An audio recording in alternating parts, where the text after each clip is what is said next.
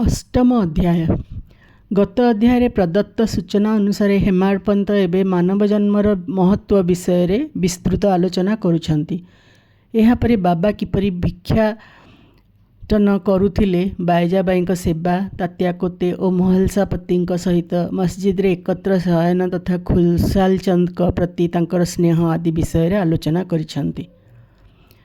मानव जन्मर महत्व। यही विचित्र संसार रे भगवान लक्ष लक्ष प्राणी हिंदू शास्त्र अनुसार 84 लक्ष योनि सृष्टि करिछंती।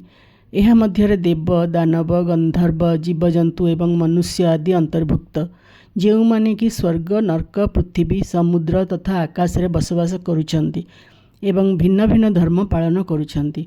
एही प्राणी मानक मध्यरे जहार पुण्य अधिक सी स्वर्ग रे वास करे एवं तार सत्कर्मर फल भोग करे।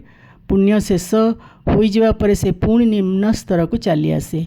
जेउ प्राणी माने पाप किंबा दुष्कर्म करिथांती सेमाने नर्कगामी होई निजर कुकर्मर फल भोग करंती। जेतेबेले सेमानंकर पाप और पुण्य समान होई जाए, मानव जन्म होई मोक्ष प्राप्तिर सुजोग लाभ हुए।